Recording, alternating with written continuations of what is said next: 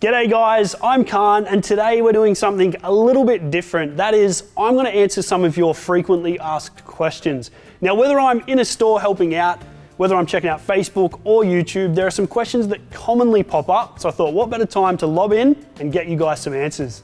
So the most common question I get, whether I'm in store helping out on a weekend or I meet someone at a campsite or while I'm full driving is, are you guys actually full drivers? And the answer to that, of course, is yes.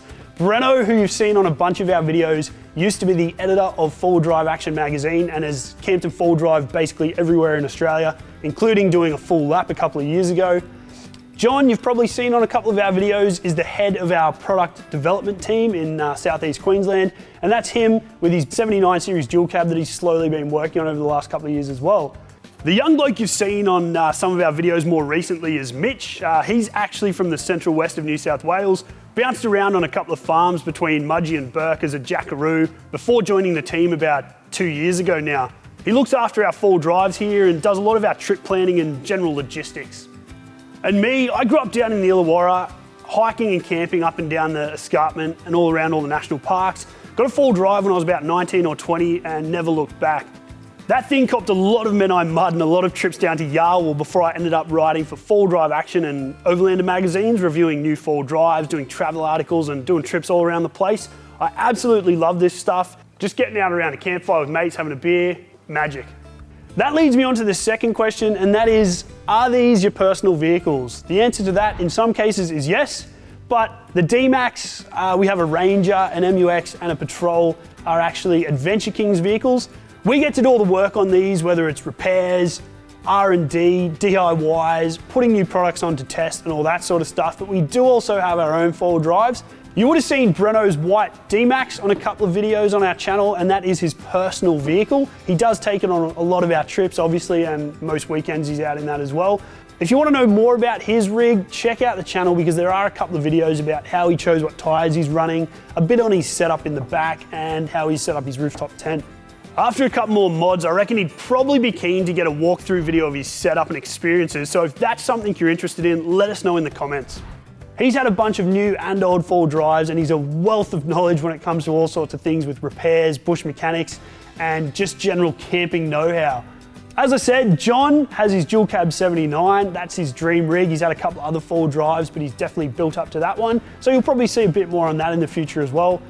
Mitch sold his Space Cab Hilux because he wanted a bit more room and ended up buying a late 80s short wheelbase import turbo diesel Pajero, which is really funny because he's 6'8" and drives almost the smallest car in the car park. But it's a little weapon, it's a cool little rig, and it's got all those trick bits that we didn't get in the Aussie models. So you might see some more on that in the future as well. Finally, over the last couple of years, I've had a bunch of cars, most notably 3 Land Cruisers. 2 of those were mid-wheelbase models from the mid-80s, and the third one, which I've now been building for about the last 15 to 18 months, is an 80 series extended chassis with a 79 cab. I've used a lot of the gear out of one of those mid-wheelbases to put a Dyna truck or coaster bus engine, which is called a 15B FT. I get ripped on pretty hard for that because it's been off the road for so long, but the good news is it's getting closer to being complete. It basically needs a good coat of paint on it now and a bit of reassembly with a couple of important bits like wiring here and there, but hopefully you'll see a video on that in the future, and I think you'll be really stoked on that one. Another really common question I get is just, how do I know so much about 12 volt? I did have the benefit that my dad is an electrical engineer and my brother's an electrician, so I grew up pulling apart all sorts of stuff. I bought my first car when I was pretty young, and my dad and I sort of built it up, fixed everything. But I also do a whole lot of research and just get stuck in and give it a go. So I'm testament to the fact that anyone can learn this stuff. Now, I do have mates who are auto sparkies and master technicians and that sort of thing. So if I do run into any super difficult problems, I generally can give them a call and they can point me in the right direction. But again, anyone can learn this stuff, and I'm testament to that. Once you know what you're doing, you get to a point where you really enjoy it. I'm actually really looking forward to rewiring that Land Cruiser I was talking about. And it's no easy task considering I'm converting a 24 volt bus engine to 12 volt, then combining the body loom of a petrol 79 series with the engine wiring of an old MIDI. Then I get to think about all the solar, deep cycle batteries and all those sorts of fun things.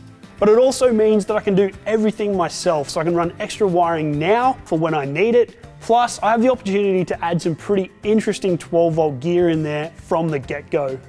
The next question I get asked a lot is, what 12 volt setup do I need? And that's something that I can't answer for everyone because everyone's setup is different. If you do ever catch me and I have 5 minutes, I'd be happy to help you out with your exact setup. However, because there's so many variables and so many options, it's such a blanket statement to give you an answer here.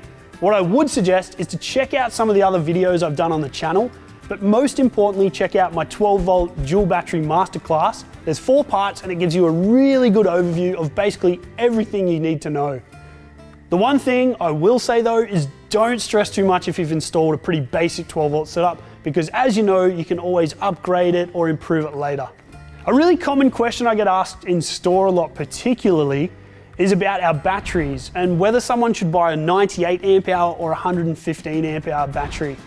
Now, truth is, there's not a great deal of difference in capacity between the two. There's not a great deal of difference in price between the two. But I would suggest that if you can afford it, just go the 115 amp hour.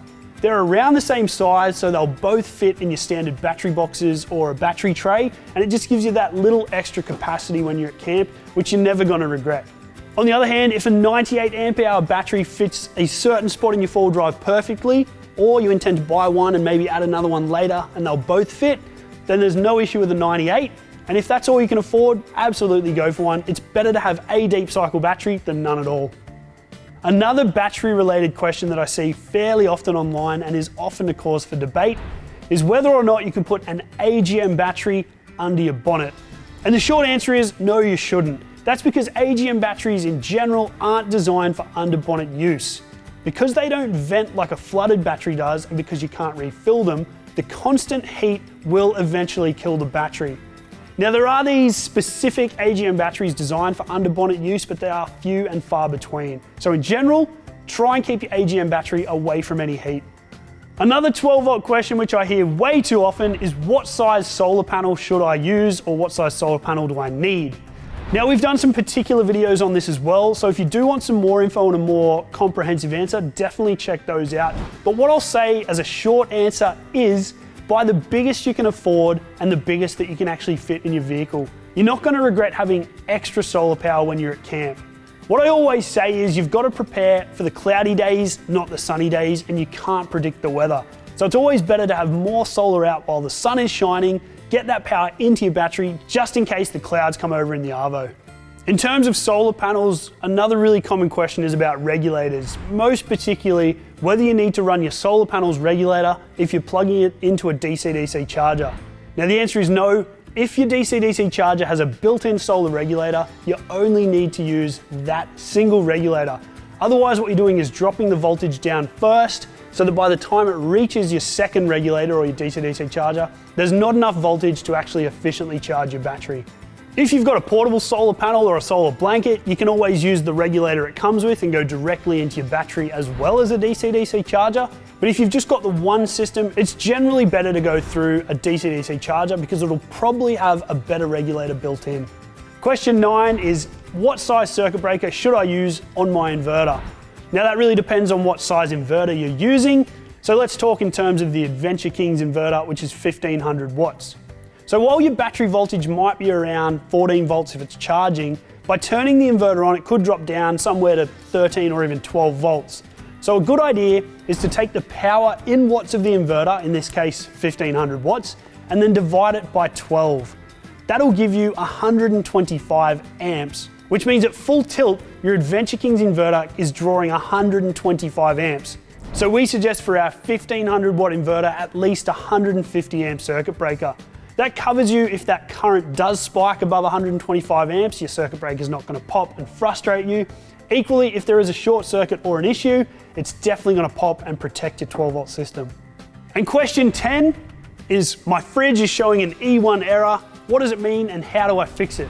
An E1 error means your fridge is not getting enough voltage to run your compressor. And in 99.999% of cases, it's either that your battery's too flat and it hasn't been charging properly, or if you've added your own wiring, it might be undersized and causing too much voltage drop. The last thing to check is your low voltage setting on your fridge. A lot of people have it set to the highest, they run into this E1 problem and don't know what to do. Set it to the lowest and see if it fixes the problem.